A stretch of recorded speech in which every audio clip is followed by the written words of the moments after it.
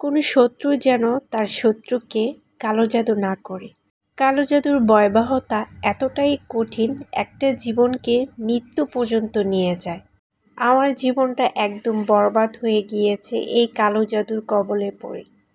হে আল্লাহ, তুমি এসব মানুষদেরকে হেদায়েত দান করো। আসসালামু আলাইকুম, welcome to back to my channel. আশা করছি আমার আজকের এই ভিডিওটা আমার সকল দর্শকরা শেষ পর্যন্ত দেখবেন। এই ভিডিও থেকে অনেক কিছু জানতে পারবেন।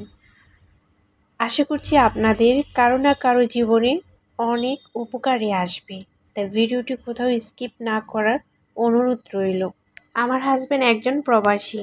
আমার বিয়ের 2 মাস পরেই উনি প্রবাসী চলে যান। আমার হাজব্যান্ড বিদেশে যাওয়ার কিছুদিন পর থেকেই আমি ঘন ঘন অসুস্থ হতে থাকি। ঘন ঘন জ্বর হয়, বমি বমি লাগে, রাতে ঘুমাতে পারি না, সারা শরীর মনে হয় যেন কেউ আমাকে প্রতিদিনই মারছে। এতটাই ব্যথা অনুভব হচ্ছে, আমি মাথা ঘুরিয়ে পড়ে যাচ্ছি। কিন্তু আমার শ্বশুরবাড়ির লোকজন আমাকে এসবে দেখেও না দেখার ভান করে থাকে। যখন আমি অনেকটা গুরুতর অসুস্থ হয়ে পড়ি, তখন আমার শ্বশুর আমাকে হসপিটালে নিয়ে যায়। সেখানে গিয়ে নানা টেস্ট করানো হয়, কিন্তু কোনো রোগ ধরা পড়ে না। এরকম করে কয়েকটা হসপিটালে আমাকে নিয়ে যাওয়া হয়েছিল, কিন্তু কোনো কিছুই আমার ধরা পড়ছিল না। বলে যে ওনার শরীরে কোনোই রোগ নেই। আমার হাজবেন্ডকে এমনভাবে শোনানো হয় যে তোর বউর কিছু হয়নি, সে সারাদিন শুয়ে বয়ে থাকার জন্য এরকম ভান করে থাকে।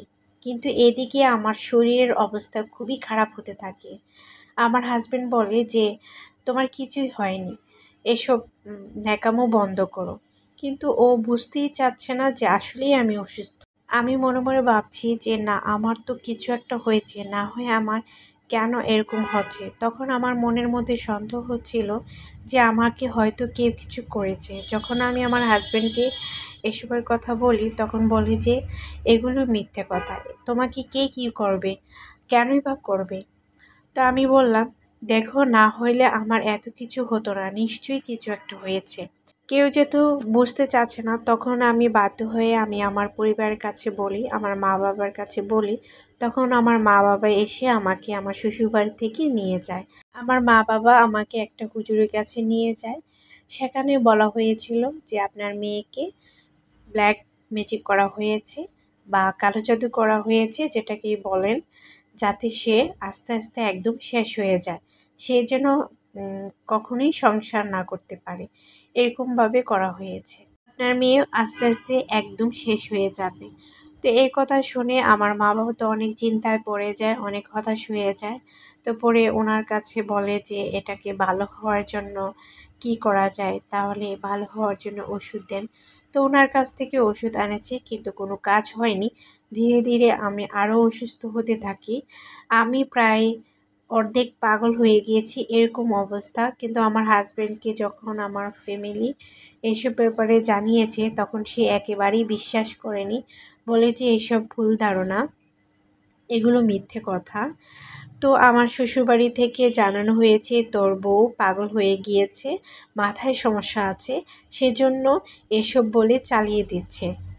কিন্তু আমার তো আসলেই কোনো মাথা সমস্যা ছিল না, আমি একদম ভালো ছিলাম। আমি আস্তে আস্তে একেবারে পাগলের মতো হয়ে গিয়েছি।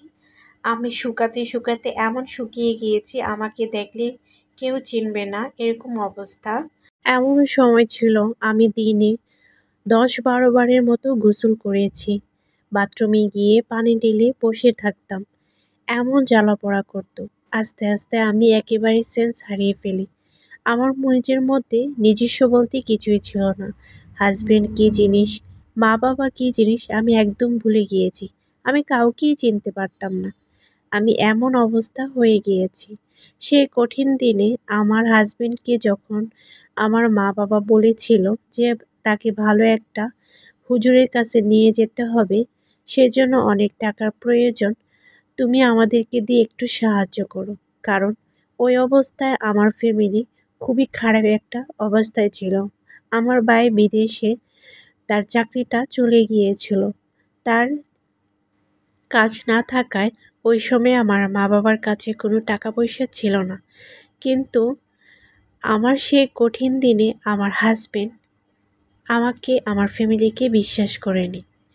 বলে এগুলো হচ্ছে মিথ্যে কথা, আমার পরিবারকে ফাঁসানোর জন্য এসব করা হচ্ছে। আমার হাজবেন্ড আমার সাথে এবং আমার পরিবারের সাথে একেবারেই যোগাযোগ করা বন্ধ করে দেয়। আমার হাজবেন্ড যাতে আমাকে ছেড়ে দেয়, আমাকে বিশ্বাস না করে, আমাকে অপছন্দ করে, সেজন্য ব্ল্যাক ম্যাজিক করা হয়েছিল।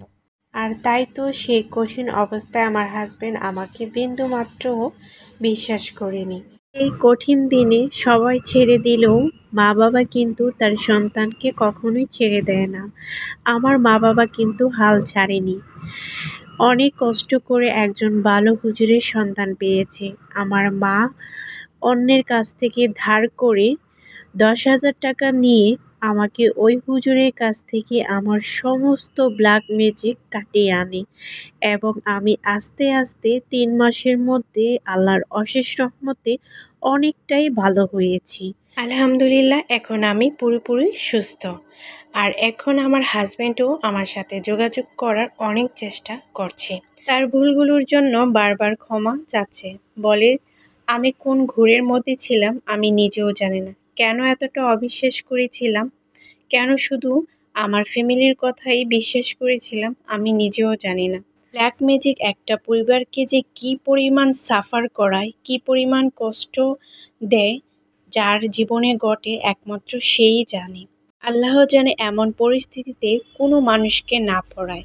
তাই আমরা সবাই সতর্ক থাকব এবং কখনোই এসব করব না। আল্লাহ তাআলার এটার শাস্তি এতটা ভয়ানক রেখেছে, যদি আমরা মানুষ সেটা এক বিন্দু উপলব্ধি করতাম তাহলে কখনোই অন্যের ক্ষতি করতে চাইতাম। তাই এইসব জিনিসকে কখনোই অবহেলা করবেন না। আমাদের প্রিয় নবীজি হযরত মুহাম্মদ সাল্লাল্লাহু আলাইহি ওয়াসাল্লামও ব্ল্যাক ম্যাজিকের কবলে পড়েছিল। তাই এটাকে অবিশ্বাস করা একেবারেই কাম্য নয়। এটা কোনো গল্প নয়, একটি বাস্তব ঘটনা, আমার চোখের সামনে ঘটে যাওয়া এক ঘটনা। তাই আপনাদের সাথে শেয়ার করলাম যাতে সবাই সতর্ক থাকতে পারেন। তো আজকের মতো এখানেই বিদায় নিচ্ছি। কাদের জীবনে এসব ঘটেছে অবশ্যই কমেন্ট করে জানাবেন। আর সবাই ভালো থাকবেন, সুস্থ থাকবেন। আল্লাহ যেন এসব থেকে সবাইকে দূরে রাখে, এই কামনাই করছি। আজকের মতো এখানেই বিদায় নিচ্ছি। সবাই ভালো থাকবেন, সুস্থ থাকবেন। আল্লাহ হাফিজ।